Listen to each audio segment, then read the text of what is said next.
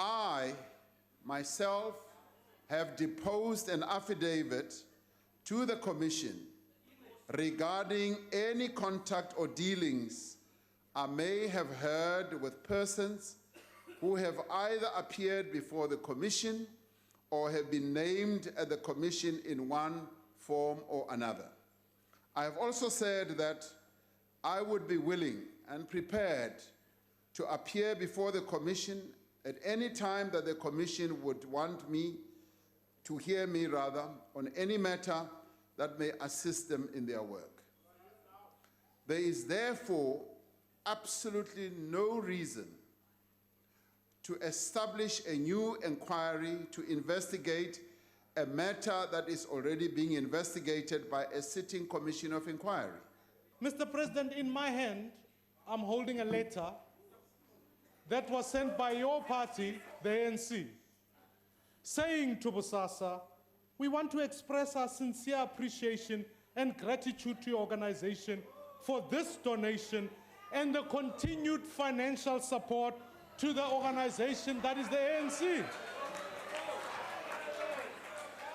Now, Mr. President, your organization has received 3 million rands. You were deputy president of the ANC at the time. I want to remind you of the basics in law. If you are in possession of money deemed from criminal activities, that is also a crime. So, what I want to know, Mr. President, will you undertake today to ensure that the ANC repays to the fiscus all the money received from Bosasa for the past 15 years, as those monies were in fact derived from proceeds of corruption? Will you commit to the people of this country? One of the observations that were made by the public protector against me was that when Honorable, I almost said minister, not yet, and maybe never to be. When Honorable Maimane played the same sort of gimmick the last time, the public protector in one of the paragraphs in her report said, Mr. President, when that was done to you, you should have actually asked for the copy and said, I'd like to reflect on it and I'll deal with it later. And she said, that's what you should have done. She and I differ on outcomes and conclusions, but in this case, I want to take her counsel and say to Honorable Maimane, please give me that letter and I will reflect on it.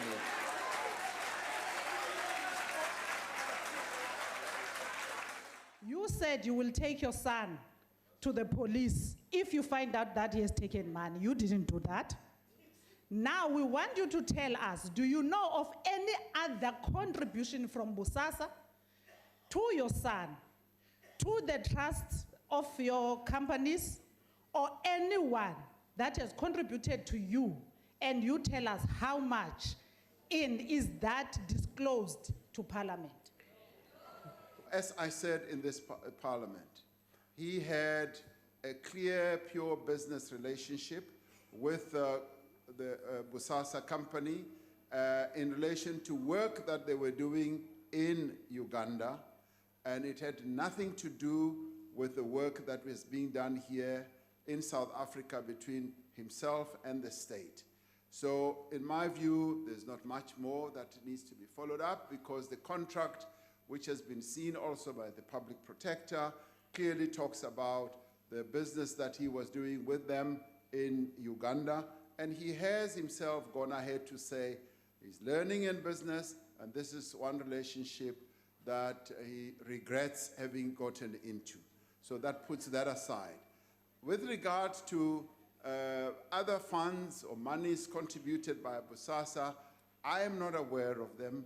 I do not know of them having been contributed to the campaign or whatever trust.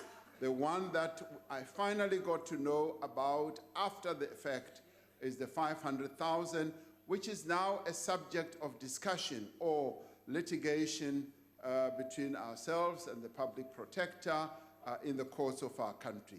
Thank you, Honorable Speaker.